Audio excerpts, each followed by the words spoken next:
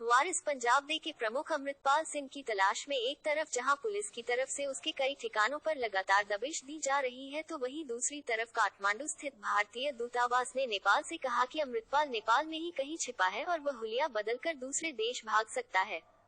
इसके बाद नेपाल में होटल लॉज के अंदर उसके फोटो सर्कुलेट किए जा रहे हैं। साथ ही नेपाल की अंतर्राष्ट्रीय सीमा पर भी चौकसी बढ़ा दी गई है।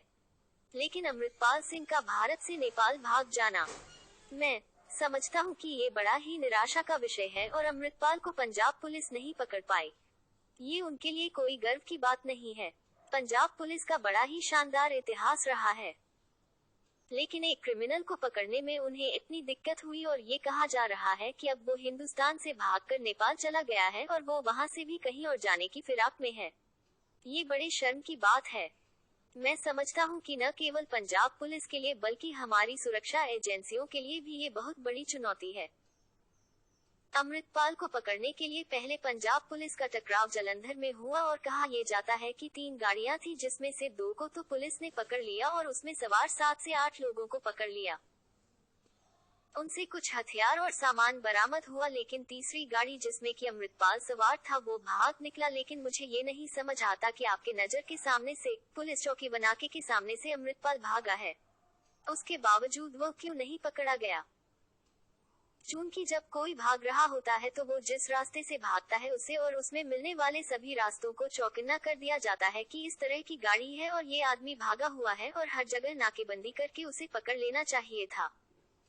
लेकिन वो मौका पंजाब पुलिस चूक गई और हो सकता है कि उन्होंने उसे भागने दिया, ये मैं नहीं जानता हूँ और मैं इस पर कोई टिप्पणी नहीं करना चाहता हूँ।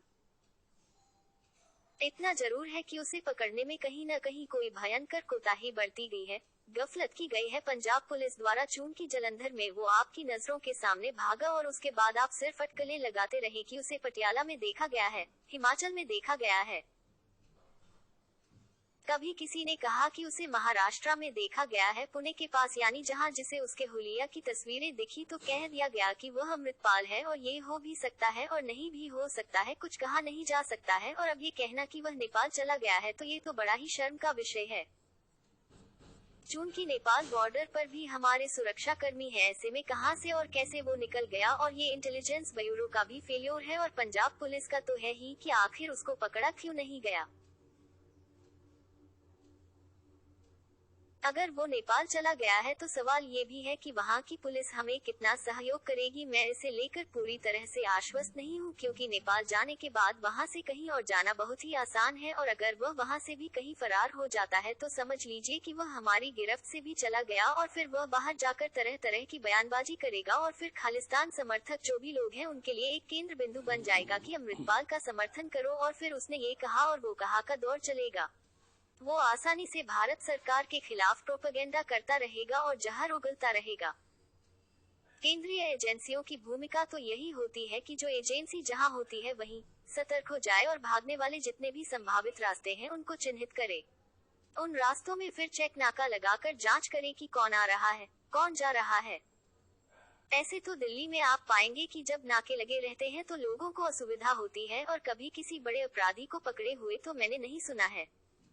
नाका लगाने से केवल ट्रैफिक स्लो डाउन हो जाती है, और जहां असली नाका लगाकर पकड़ने की बात है तो हम वहां चूक जाते हैं।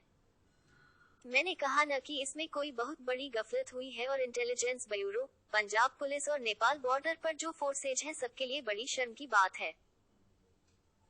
मैंने कहा न कि सबसे बड़ी जिम्मेदारी तो पंजाब पुलिस की है, लेकिन जब कोई वांछित अपराधी होता है तो केंद्रीय इंटेलिजेंस ब्यूरो की भी ये जिम्मेदारी होती है कि उसे ट्रैक करे और नजदीकी पुलिस थाने को इसकी सूचना दे और उसकी गिरफ्तारी को सुनिश्चित कर।